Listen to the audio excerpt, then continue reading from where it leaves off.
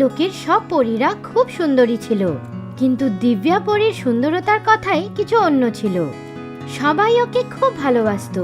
ছোটবেলা থেকেই অত্যাধিক ভালোবাসায় ওর সুন্দরতার ওপর খুব অহংকার হয়ে গিয়েছিল। একবার, দিব্যা পরী, সোনালি রঙের জামাটা পরে তো তোমায় আরো সুন্দরী লাগছে। আমি তো যাই পরি না কেন, আমার ওপর সব ভালো লাগে। দিব্যা পরী, তোমার কথায় অহংকারের গন্ধ পাওয়া যাচ্ছে। পরীদের অহংকার করা একদম শোভা দেয় না।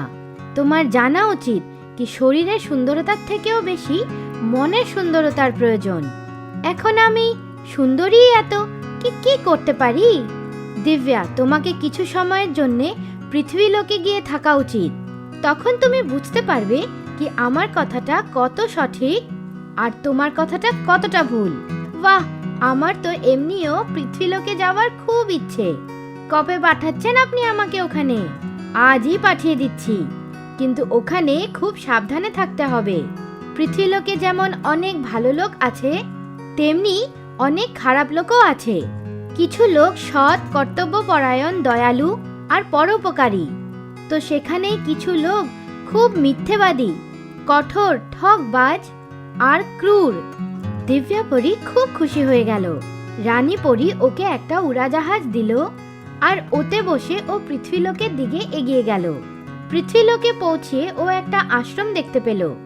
যখন ও আশ্রমে পৌঁছলো তো দেখলো কি একজন ঋষি ধ্যানমগ্ন হয়ে বসে আছে। এই ঋষিমুনি কতদিন ধ্যানমগ্ন থাকবে? এই ঋষিমুনি 6 মাস ধ্যানমগ্ন থাকে আর 6 মাস আশ্রমেই বাগানের দেখাশোনা করে। এখন উনি 5 মাস ধরে ধ্যানমগ্ন। দিব্যা পরী ওই সুন্দর বাগানে নিজের থাকার ব্যবস্থা করে নিল।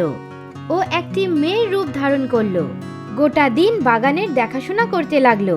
আশ্রমবাসীদের সঙ্গে থাকতো, ফল খেত, প্রজাপতিদের সাথে খেলতো আর ছোট ছোট খরগোশ আর টিয়া পাখিদের সঙ্গে দৌড়াদৌড়ি করত। ওর দেখাশোনা করায় ওই বাগানটা খুব সুন্দর হয়ে গিয়েছিল। ওতে নানান রকমের সুন্দর সুন্দর ফুল আর ফল বেরোচ্ছিল। একদিন একটা 15 বছরের মেয়ে ওই বাগানে আসলো আর কিছু ফুল ছিঁড়তে লাগলো। দিব্যা পরী ওর কাছে গেল। তুমি কে আর ফুল কেন ছিঁড়ছো? আমার নাম রিমঝিম, আমি মন্দিরে পুজো করতে যাচ্ছিলাম। এই ফুলগুলোকে দেখে এগুলোকে ছিঁড়তে চলে আসলাম। যদি এই বাগান থেকে আপনার আমার ফুল ছেঁড়াটা পছন্দ না, তাহলে আমি ছিঁড়বো না। আরে না না রিমঝিম, তুমি তো রাগ করে গেলে। আমি তো তোমার সাথে বন্ধুত্ব করার জন্যই এটা জিজ্ঞাসা করেছিলাম। ঠিক আছে, তাহলে আমি ফুল ছিঁড়ে নিই। হ্যাঁ হ্যাঁ, বাগানটা কি আমার নাকি? আমি তো শুধু এটার দেখাশোনাই করি। তুমি মন্দিরে প্রতিদিন পুজো করতে যাও? হ্যাঁ, আমার মা বলে পুজো করলে লোকের নিজের ইন্দ্রিয়র ওপর ক্ষমতা থাকে। রিমঝিম, এখন থেকে আমিও তোমার সাথে মন্দিরে যাব। আজকেই চলো, ওটা তো ভগবানের ঘর, ওখানে যে কেউ যেতে পারে। না, আজ নয়, কাল থেকে যাব। আজকে তুমি যাও। পরদিন ও রিমঝিমের সঙ্গে মন্দিরে গেল। যখন ও ওখান থেকে বের হচ্ছিল তো ওখানে ও একজন কুৎসিত মহিলাকে দেখতে পেল, যে মন্দিরের বাইরেই বসেছিল। ওর গায়ের রং খুব কালো ছিল আর ওর মুখে বড় বড় দাগ ছিল, তাই ওকে আরো কুৎসিত লাগছিল। কিন্তু ওর মুখের বুলি অত্যাধিক মধুর ছিল আর ওর মুখে একটা আকর্ষণীয় হাসি ছিল, যেটা সবার মন মোহিত করে দিচ্ছিল। ওর কাছে অনেক লোক বসেছিল। উনি কে? উনি এখানে সব সময় বসে থাকে। যারাই মন্দিরে আসা যাওয়া করে তারা ওনার সাথে কথা না বলে যায় না। তারাই ওনাকে খাওয়া দাওয়ার জিনিসও দেয়। আশেপাশের ক্ষেত্রে ওনার খুব সম্মান। উনি তো দেখতে খুব কুৎসিত, তাও ওনার এত সম্মান। মুখের কুরূপটা ওর কর্মের থেকে তো আর বড় নয়। চলো আমরাও ওর কাছে যাই। আমার দেরি হয়ে যাচ্ছে, আমি আসি গিয়ে। তুমি ওনার সঙ্গে দেখা করে এসে পড়ো। ঠিক আছে। দিব্যা পরী ওখানে গিয়ে বসে পড়ল। যখন সবাই চলে গেল তখন, আমার মনে আপনার জন্য একটা প্রশ্ন আছে। আমি কি আপনাকে জিজ্ঞাসা করতে পারি?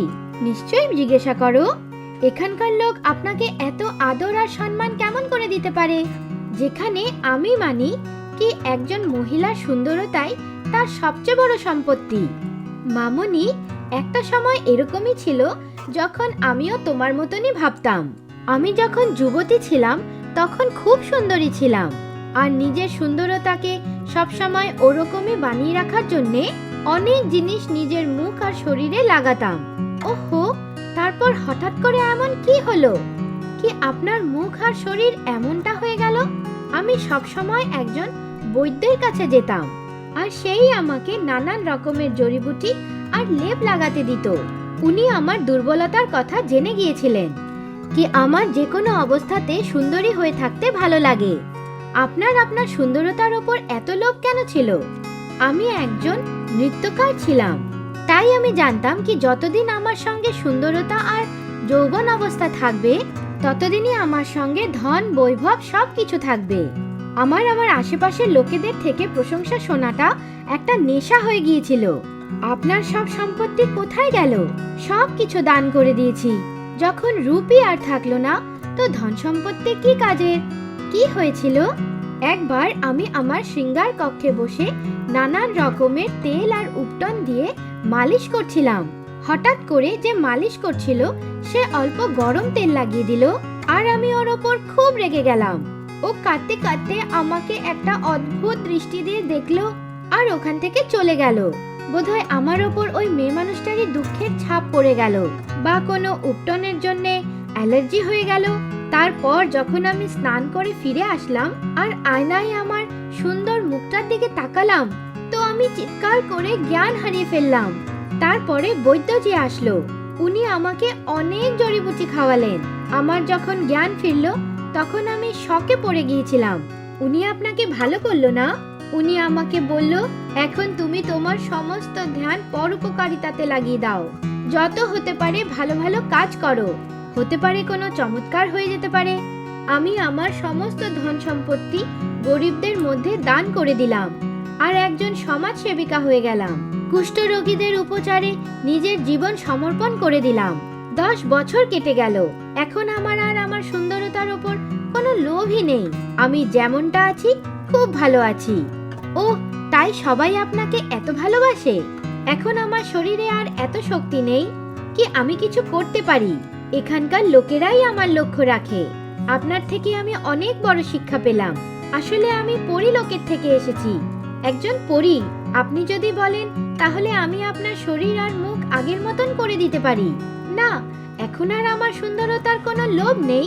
ওই সুন্দরতা কোন কাজের, যেটা অন্যের দুঃখ কষ্ট না চিনতে পারে? আমি এরকমই ভালো আছি। আমি অন্যের সেবা করে যা কিছু অর্জন করেছি সেটা হারিয়ে দিতে চাই না। দিব্যা পরী রানী পরীর কথা বুঝে গিয়েছিল। ও তৎক্ষণাৎ উড়াজাহাজে বসে পরীলোকে পৌঁছে গেল। ওর নিজের সুন্দরতার কোনো মানেই বুঝে পাচ্ছিল না। ওকে দেখেই, দিব্যা, তুমি ঠিক আছো তো? হ্যাঁ রানী পরী, আমাকে আপনি যেই উদ্দেশ্য নিয়ে পাঠিয়েছিলেন সেটা পুরো হয়ে গিয়েছে। এখন আমি আর কখনো নিজের বাইরের সুন্দরতার ওপর অহংকার করব না। দিব্যা পরী রানী পরীকে সব কথা বিস্তারভাবে বলল। আমার এটা ভেবে খুব ভালো লাগছে কি তুমি তাড়াতাড়ি সব কিছু শিখে ফেলেছো। দিব্যা পরী তারপর আর কখনো অহংকার করেনি।